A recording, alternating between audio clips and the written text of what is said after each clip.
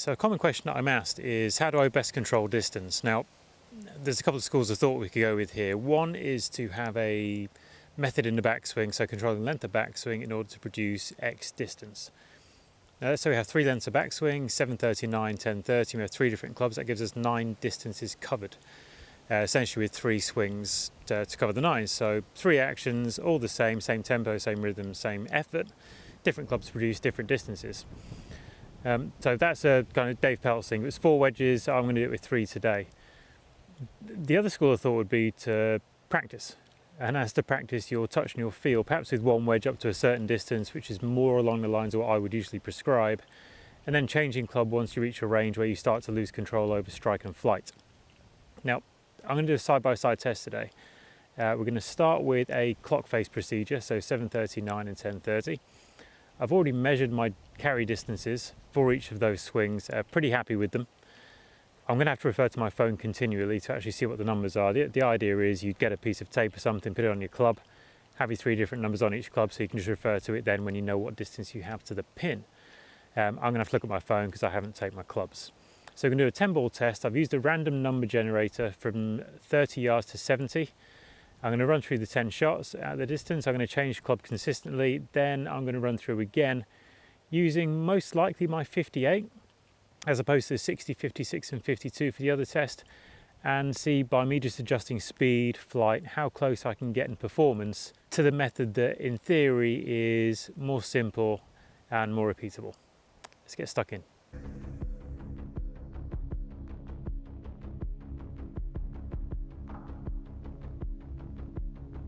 Right, so first set of 10 using the clock face method. My first distance is 40 yards carry. If I refer to my table, my nearest is going to be a 56 degree 9 o'clock swing. So 56 is in my hand, which is useful. 9 o'clock swing.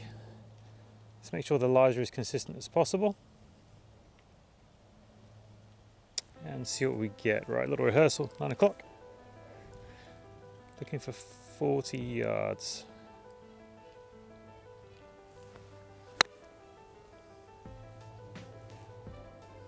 Okay, 38, decent start. Second target distance, 53 yards. Look at my grid. The nearest I've got is either a 60 10:30 swing or a 52 9 o'clock swing. I'm going to go with the 60 10:30 swing. Okay, 10:30, about here.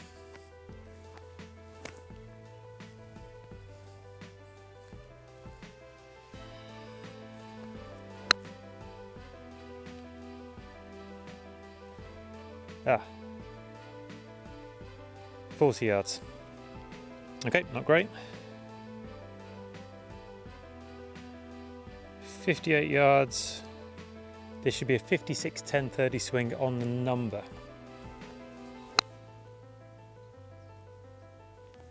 Okay, 56 yards.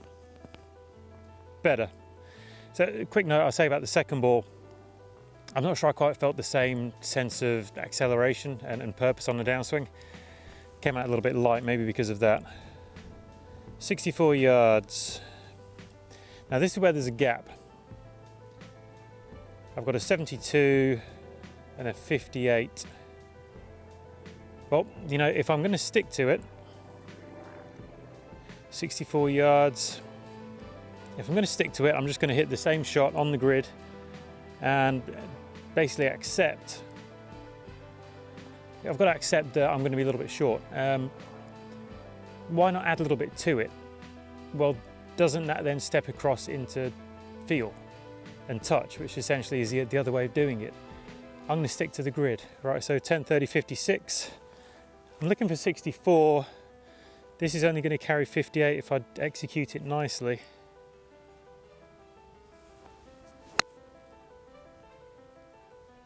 Carried 59, so it's down the target line. It's just going to be 5 yards short on the carry.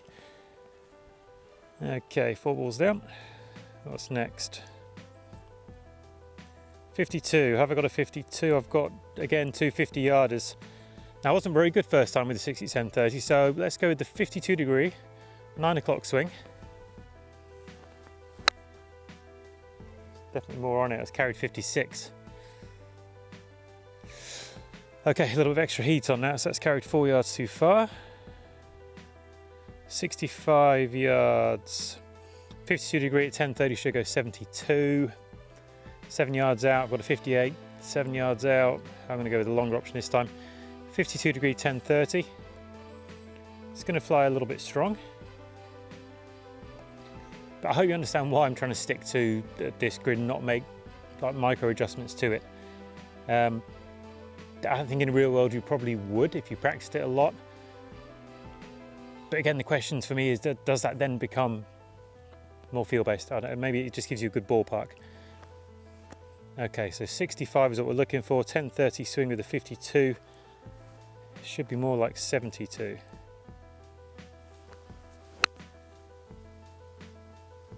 .66.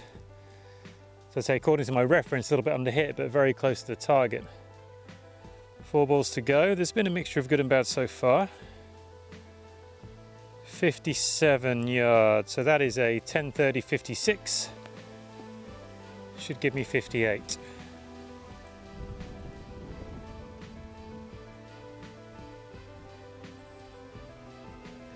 .10:30 56.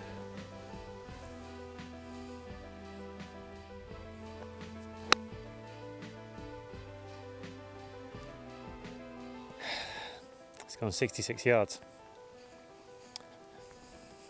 That was a painful miss. 42 yards needed on this one. What have we got? 42. 56 degree at 9 o'clock. Should be 43. Should actually get me within a yard if I execute it well.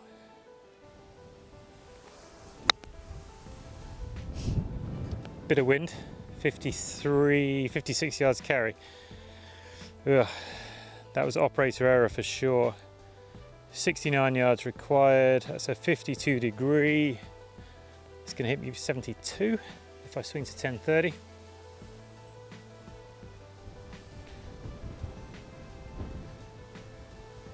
Trying to get blown over on this one, it'd be useful. 10:30, all the way up there. Let's try and make sure I'm stable this time. It's nicely hit, 67 yards carry. That was pretty good. Within 2. 35 yarder is the last ball. That is a 60 degree, swung to 9 o'clock.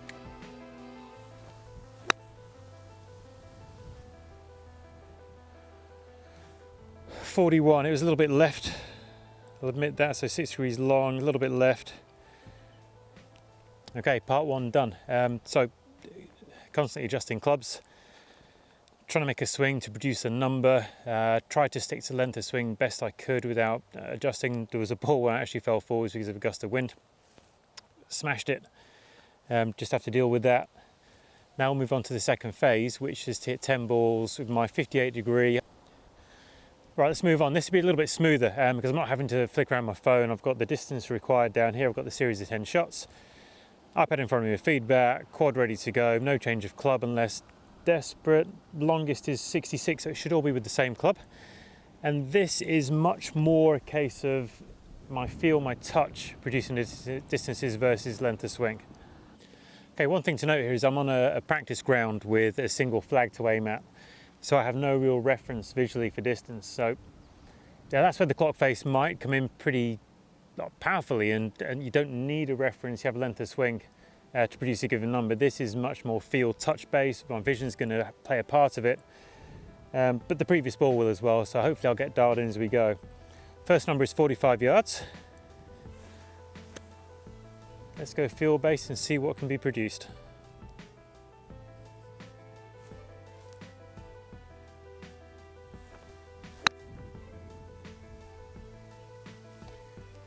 Okay, 41. Not bad. Okay, second distance is 40, so very similar to the last shot.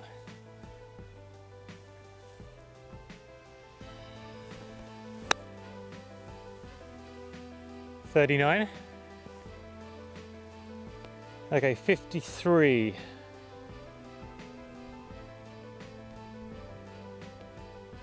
53 yards.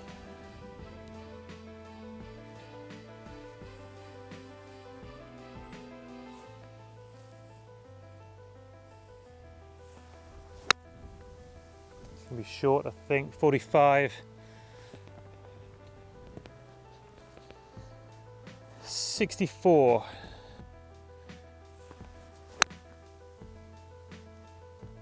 65. Pretty good. That was a green light to be aggressive because my 58 stock wedge swing isn't going to go a great deal further than that. 34, so quite the jump down now. This is where things can get quite tricky. Having just hit a much longer shot. 34.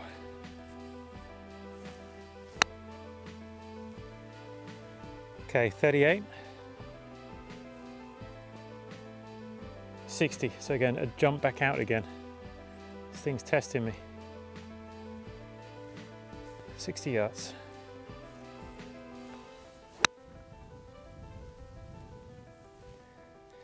.53, a little shy.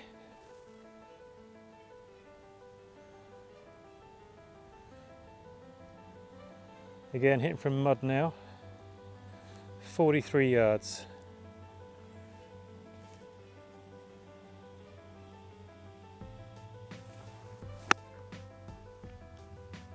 .47.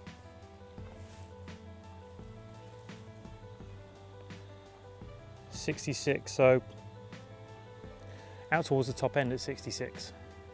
Again, invitation to hit it a little bit harder. Okay, 60. Little weak. 59.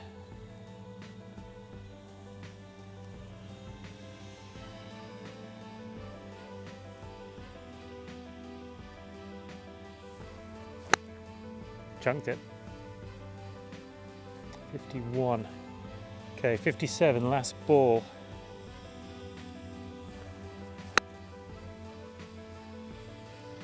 .52. I don't think that was as good.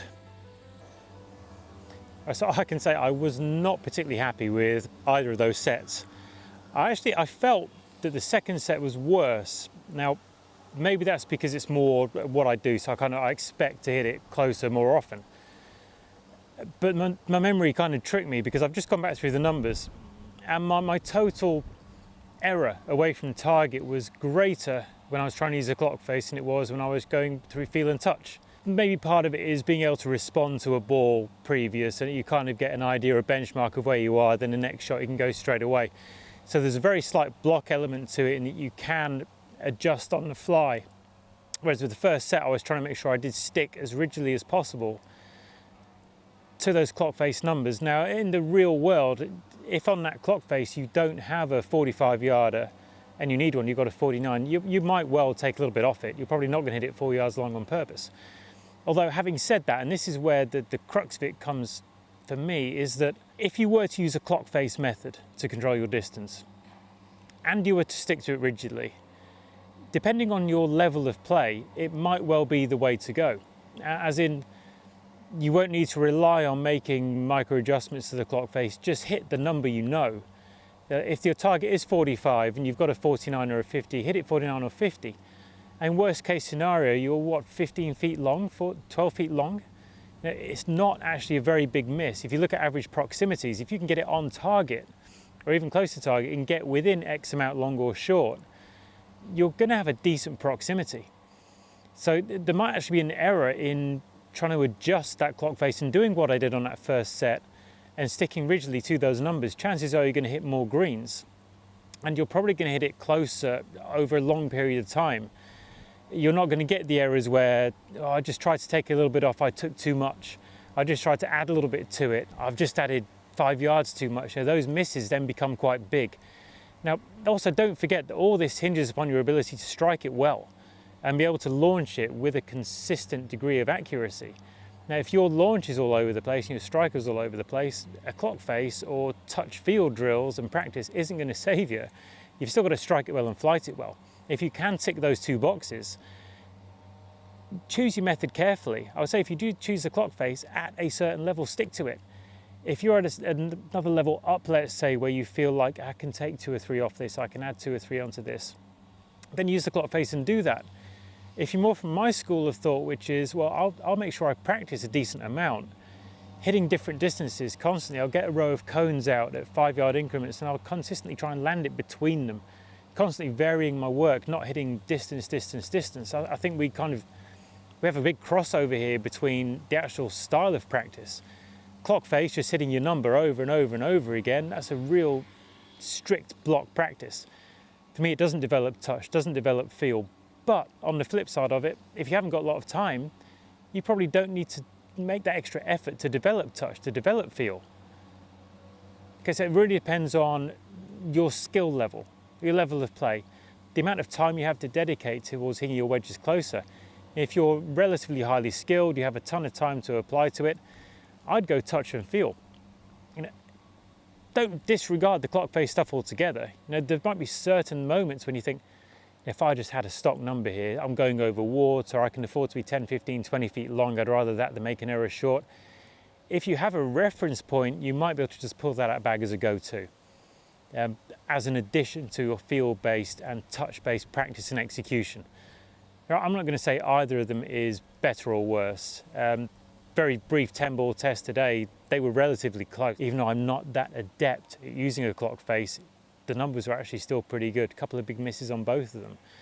Right, now those big misses are going to happen on the golf course and that will skew your proximity for a round. I think it's down to level, personal preference, time you have to dedicate to it. They both have great value and it's totally up to you which way you go.